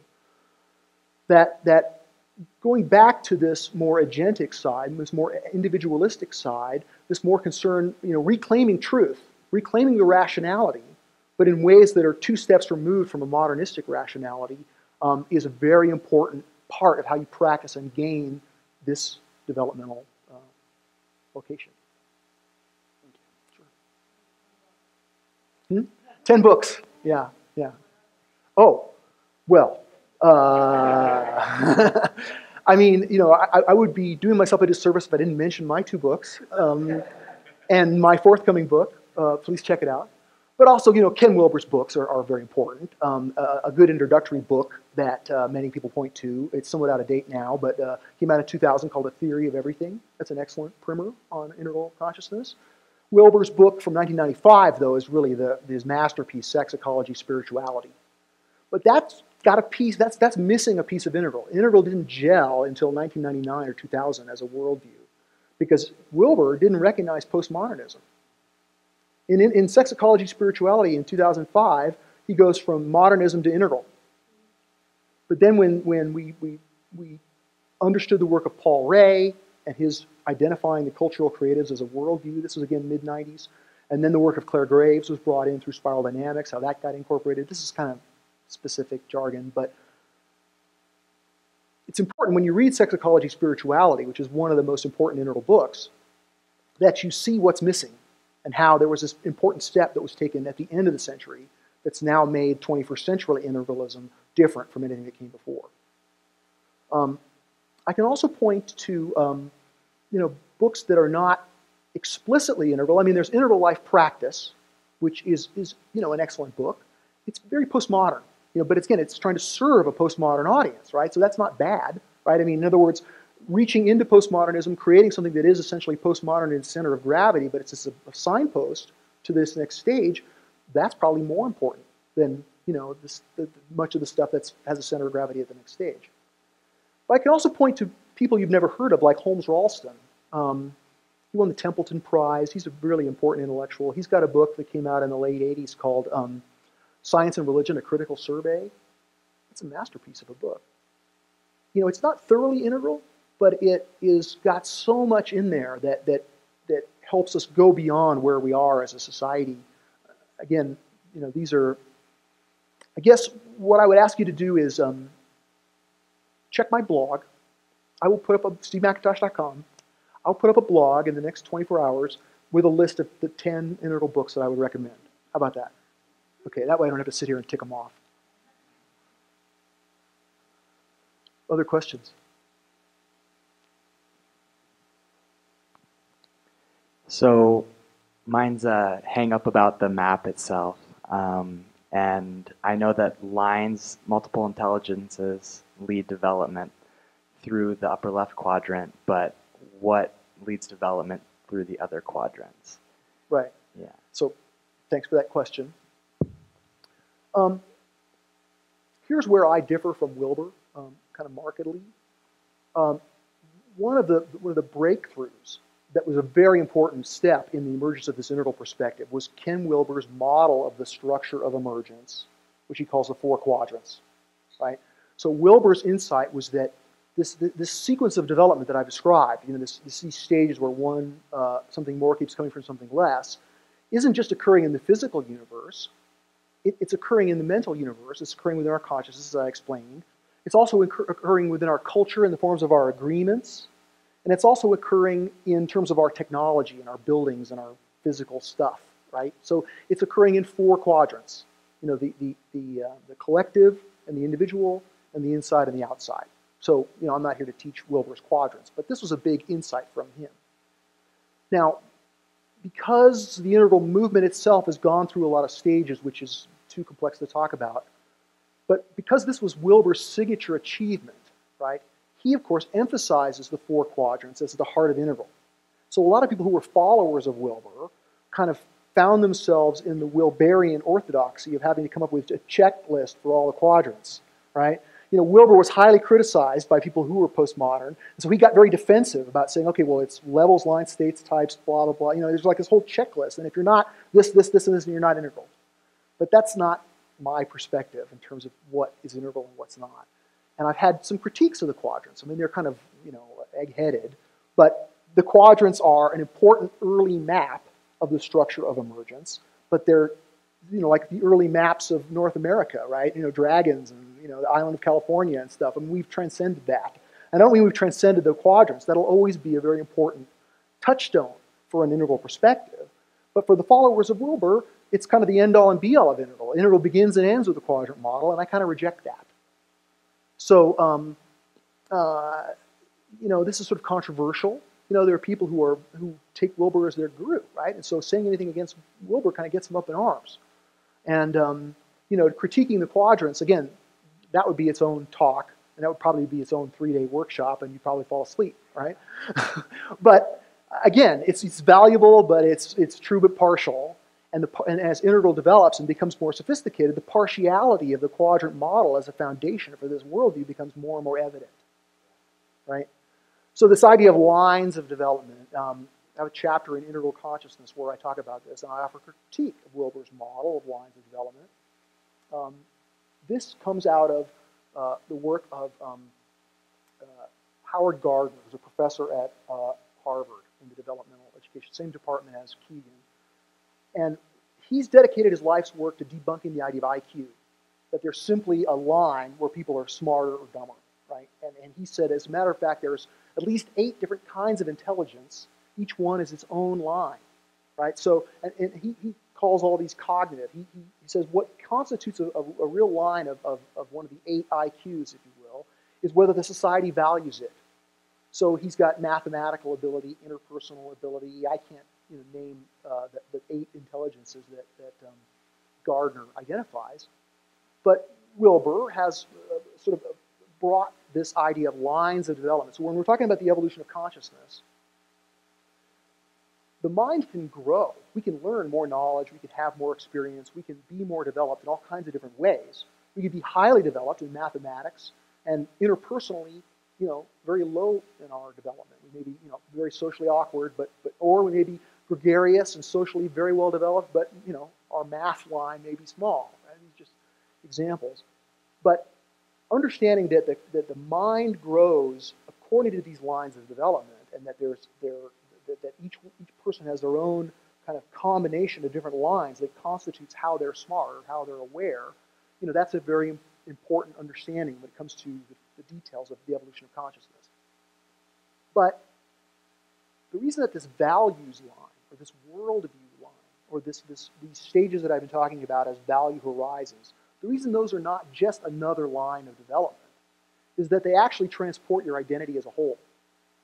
In other words, you could get, you could be a math genius, but still be a fundamentalist religionist, right? But once you become, once you break out of that fundamentalist perspective, once you go beyond the mythic worldview, then instead all of your lines are transported. So again, this is highly complex, can't really be adequately addressed in a short answer to a question like this. But the growth of the mind is really, it grows within the stages, and it also transcends the stages. And that's what's the difference between mere growth and evolution. Your consciousness evolves when it moves its way up on the structure of history. And that's different from learning to play the violin. So, yeah.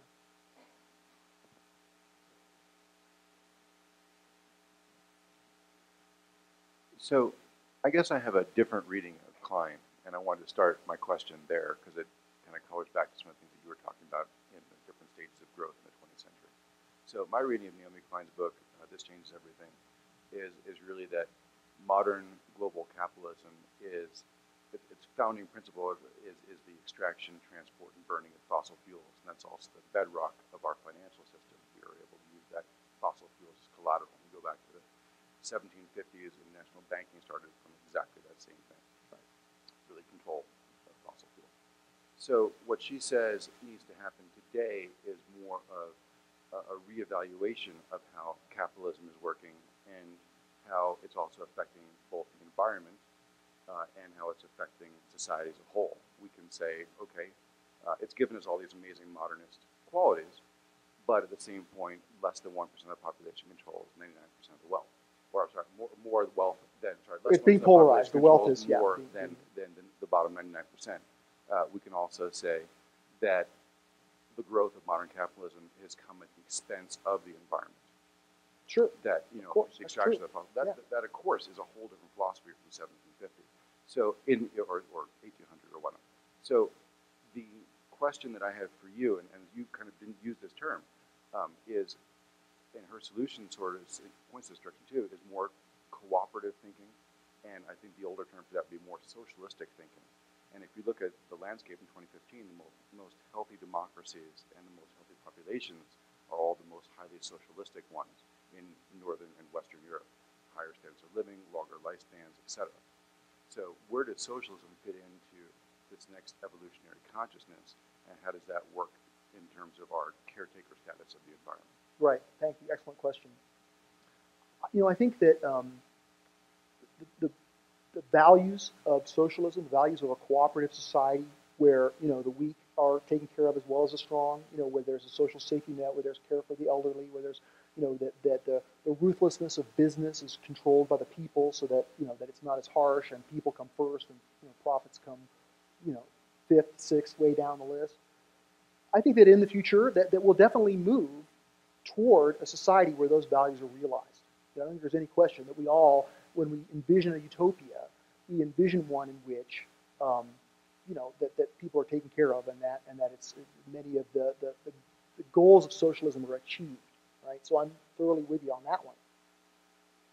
However, the attempt to bring, so far, attempts to sort of make socialism work in places where you don't have a huge amount of social capital, like in Denmark, right?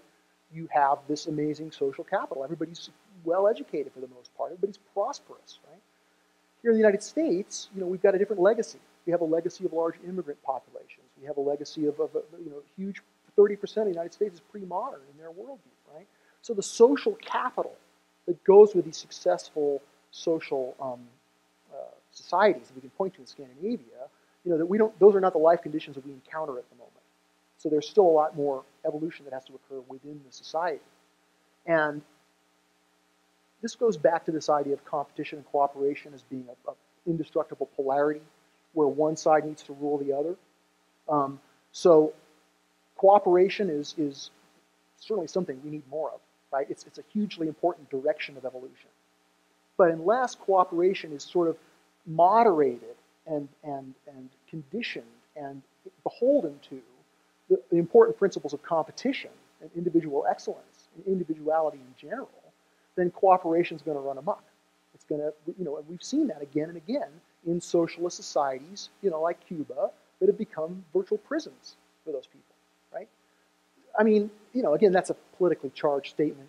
I'm left of center politically, but I don't want to live in Cuba, and I don't think you do either. Better healthcare. Right. Okay. And that's why all the doctors are coming here. But anyway, without being too controversial, let me say that that this principle of competition and cooperation is indestructible polarity that needs to be managed, needs to inform our vision for a more functional, fairer economy. And that it's appropriate for people like Naomi Klein to be champions of the cooperation side, just like it's important for Milton Friedman to be the champion of the competition side. But if they both had integral consciousness, they'd recognize how they need each other, and you can't just use one to vanquish the other. And so that's the true but partial condition that I would use as my critique.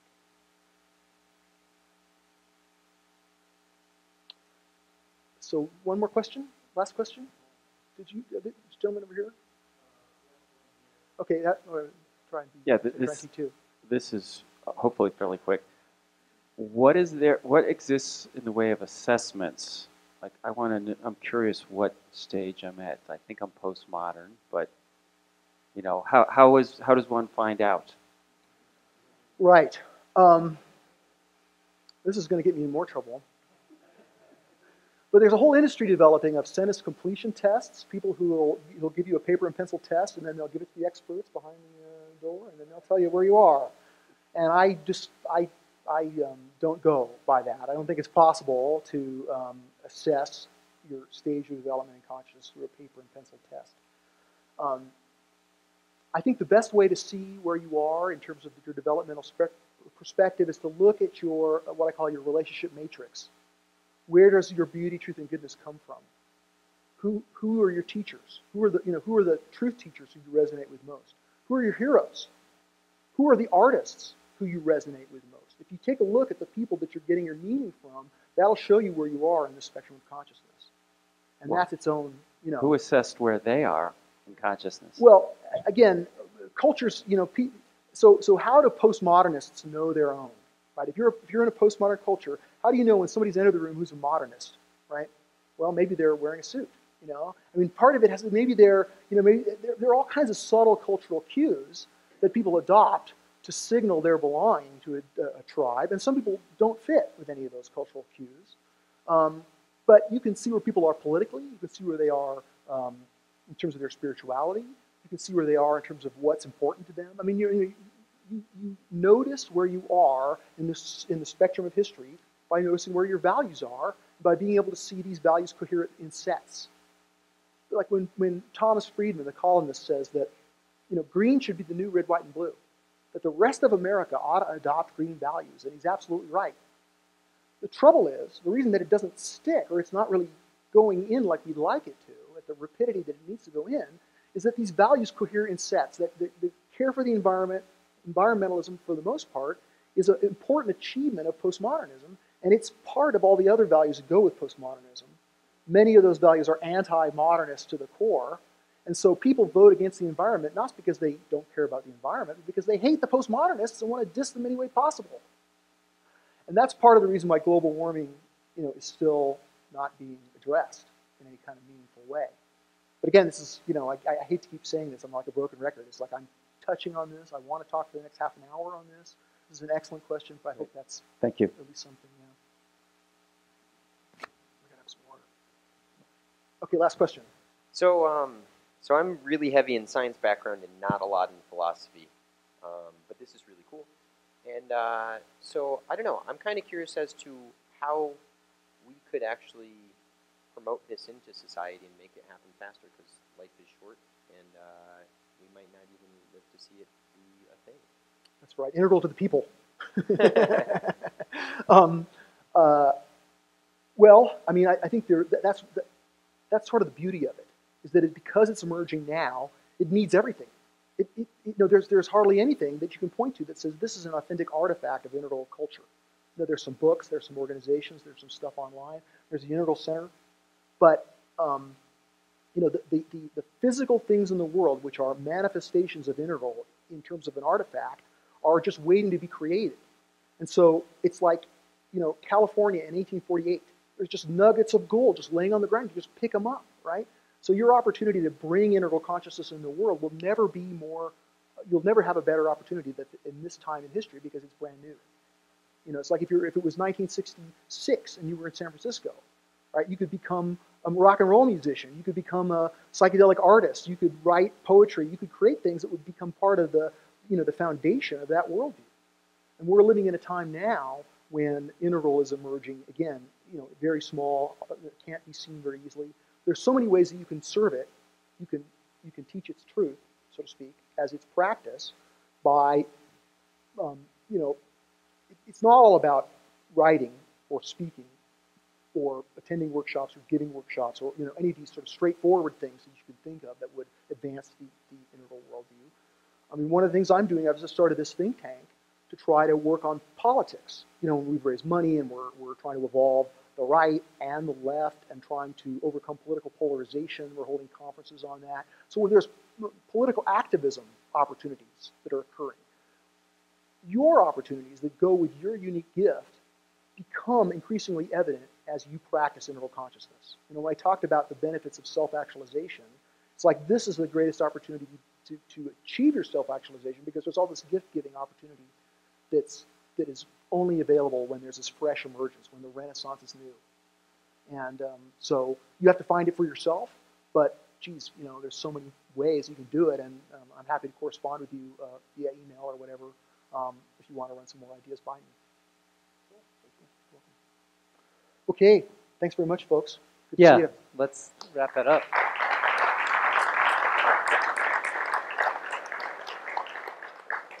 I just want to say thank you, Steve. It's definitely scratched my itch as far as putting a real statement around what is integral consciousness, especially from your perspective. Right. And I could definitely feel my inner Wilburian kind of right. There's not one orthodox. I mean, there are other people who have who might explain integral in a very different way and say this guy's full of it. Yeah. But I think there's lots of overlap between everybody who's integral. Oh, for sure. We're in agreement. I talked to Ken earlier today. He said he was going to be watching on the live stream. It's been okay, hi Ken. But but it was great. I felt that the tension, in the dialectic, even because there's so much that's congruent. I was just sitting here nodding the whole time. I'm like, yes, this is another way to say it, and so good. And then around the quadrants is like, ooh, and there's the tensegrity there of the dialectic emerging of the more that we can have these conversations, and disagree with each other, the greater integrity that will Right, but my critique of the quadrants has to be framed within this dialectical epistemology that I'm Exactly. talking about. It's not wrong. Exactly. It's a beautiful, important thing. Yeah. And like Wilbur says, you know, the best theory is one that lasts long enough to get you to the next one. Yeah, exactly. And so, I mean, you know, I'll just put my stake in the ground as far as best way. This is why I started this business here, was to foster integral consciousness and in service of goodness, truth, and beauty. And this presentation is so great now that any of you here, anybody watching, know that when you come to the center and do any of the myriad of practices happening here, it is in service of enacting more goodness, truth, and beauty. And particularly our circling practice is the dojo of where we actually get to witness where in ourselves is there like, no, I'm really going to judge you right now, versus, you know, we can find that dialectic, we can find that emergence in every conversation that we have. And so please come play with us and join the mission of integral emergence. Highly recommended. All right, everyone, thank you for your patience.